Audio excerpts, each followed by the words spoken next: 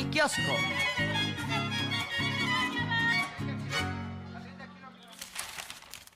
Le entramos al kiosco. Esta mañana muchos medios de circulación nacional, muchos impresos, en radio y televisión también lo están hablando, la próxima reforma electoral. Que hay que destacar que apenas se va a formular la propuesta. No hay ninguna propuesta concreta ya hecha que se vaya a enviar al Congreso. Se va a elaborar, destacar que se va a comenzar a elaborar esta propuesta. Ayer se instaló esta comisión presidencial para elaborar la propuesta de reforma, pero muchos comentócratas le están dando vuelo a ideas que todavía ni siquiera están sobre la mesa.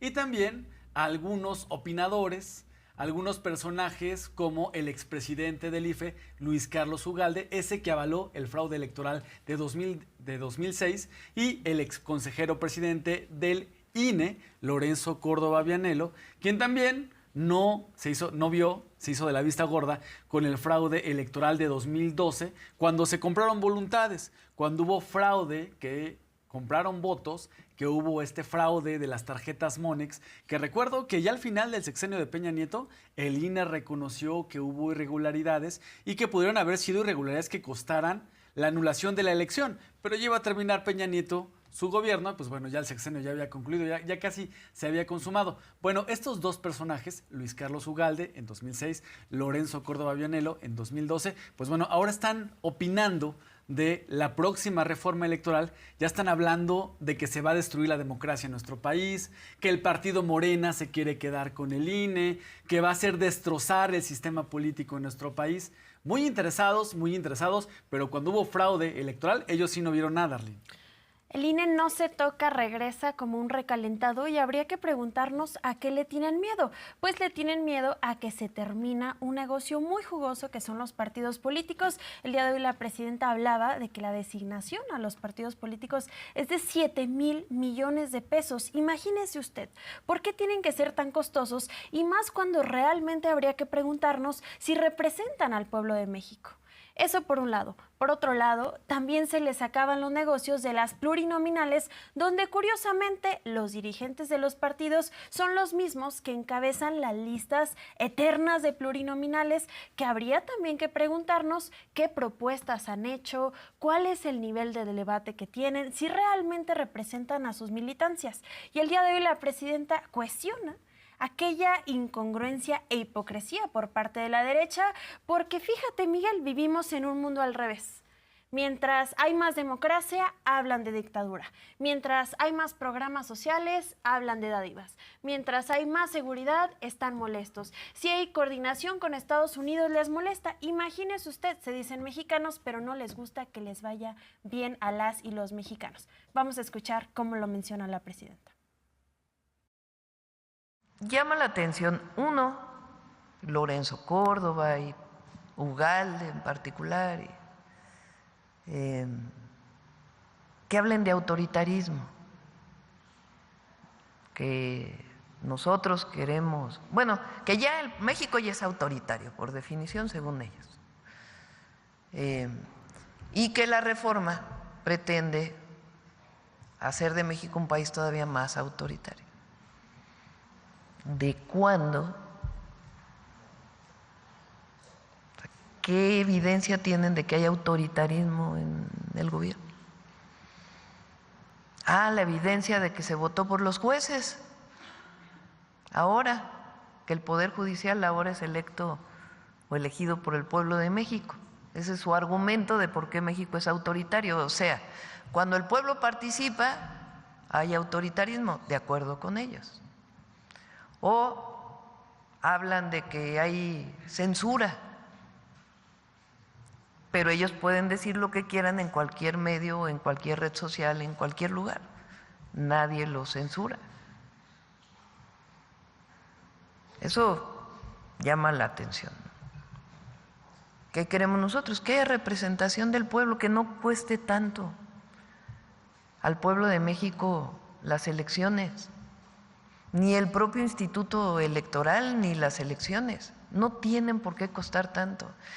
Que los partidos políticos que hoy reciben 7,000 millones de pesos del presupuesto del erario, y me refiero desde Morena hasta el PRI, que es de los que menos votos tiene ahora, reciben recursos públicos del erario para su operación normal, no solo para las elecciones.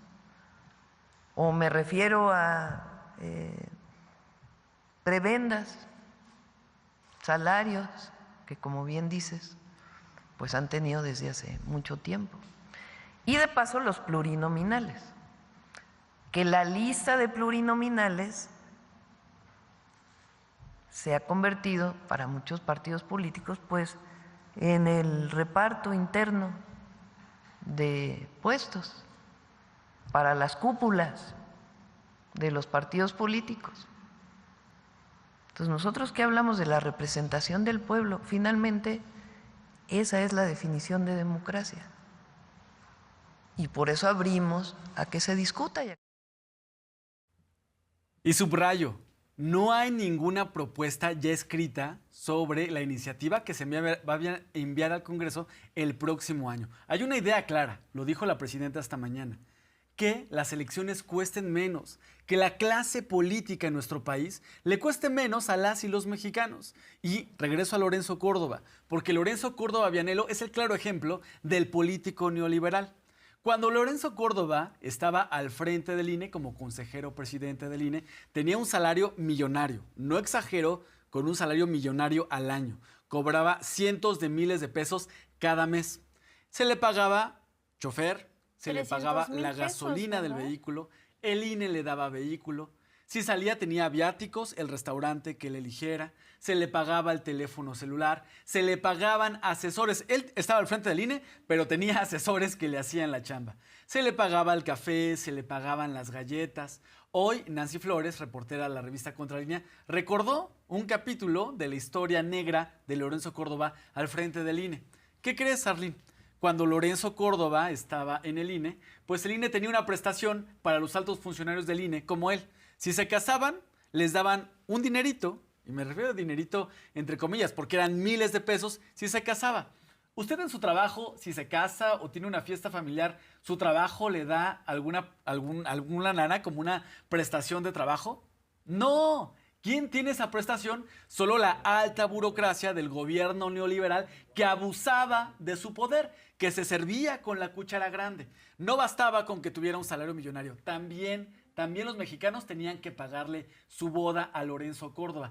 Y recordar otra, cuando Lorenzo Córdoba estuvo al frente del INE en 2013, tuvo un proyecto para remodelar las instalaciones del INE en Tlalpan, en la Ciudad de México, que iban a costar 1,100 millones de pesos. Es decir, lo del presupuesto de varios estados, Lorenzo Córdoba quería gastárselo para una nueva oficina que tuviera gimnasio, cancha de básquet, estacionamiento subterráneo, nuevas torres. 1,100 millones de pesos iba a costar ese proyecto. Afortunadamente no se realizó, no se autorizó, hubo un poco de sensatez con los legisladores en ese momento, pero Lorenzo Córdoba es el ejemplo del funcionario neoliberal que abusaba de su poder y derrochaba dinero en el cargo público. Pero además, qué aberración, porque es recurso público del pueblo y mientras ellos se daban una vida de reyes, el pueblo estaba en las calles gritando voto por voto, casilla por casilla. Ni siquiera podían representar lo más básico de la democracia, que era la transparencia al pueblo de México. Y ahora sí, se dicen paladines de la democracia. Y otro tema, los partidos políticos ante la ley tienen la obligación de garantizar la participación ciudadana y la democracia en nuestro país. Pero eso sí, les da miedo que exista democracia. Qué extraño, ¿no crees? Bueno, pues el día de hoy la presidenta Claudia Sheinbaum recuerda estos personajes y habla de la hipocresía que tienen en su discurso político. Vamos a escucharlo. Lo cierto es que hay mucha hipocresía, muchísima hipocresía. ¿Cómo es posible que Lorenzo Córdoba hable de autoritarismo cuando él de una forma autoritaria y despectiva se refirió a indígenas que fueron a solicitarle algo? ¿O cómo es posible que durante todos los años que estuvo en el Instituto Electoral, desde trabajador hasta presidente, pues haya vivido de esta manera del erario? ¿O cómo es posible que nunca se dieron cuenta, en efecto, de los casos que tú planteas, de la compra de votos del 2012? ¿O cómo es posible que todos ellos no se hubieran dado cuenta de, en efecto, el caso de amigos de Fox, del Pemex Gate, etcétera, etcétera, etcétera?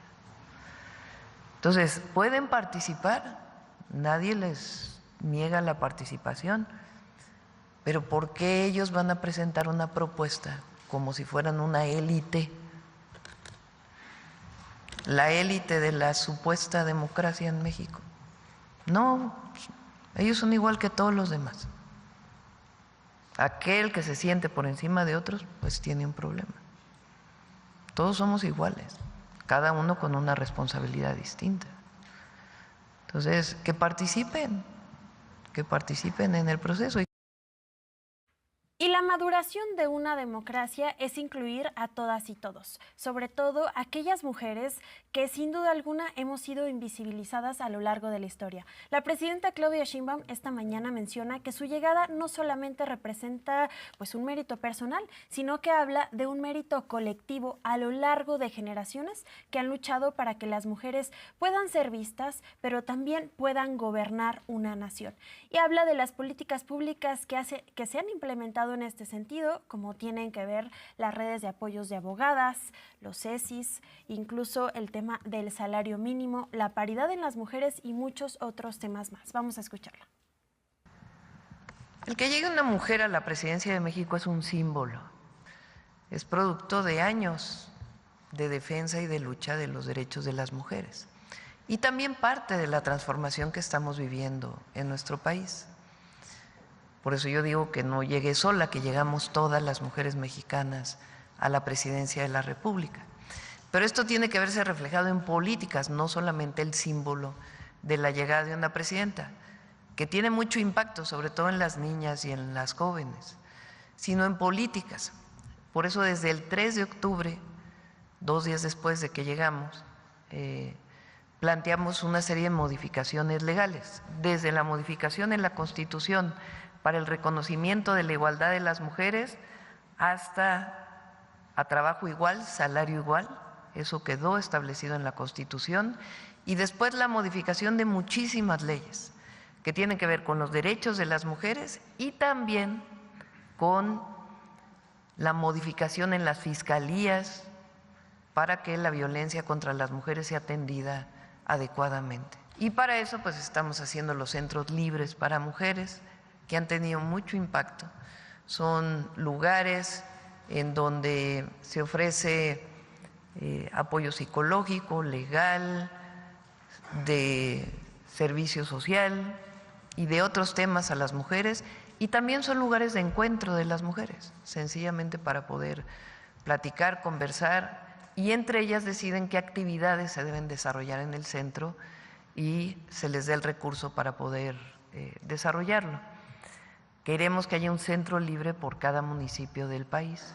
Y por otro lado, la Secretaría de las Mujeres está haciendo asambleas de mujeres en todos los municipios del país. Y junto a ello se está haciendo una red que se llama Tejedoras de la Patria, de voluntarias, de mujeres voluntarias, que quieran participar junto a la Secretaría de las Mujeres, promoviendo el conocimiento de los derechos de las mujeres.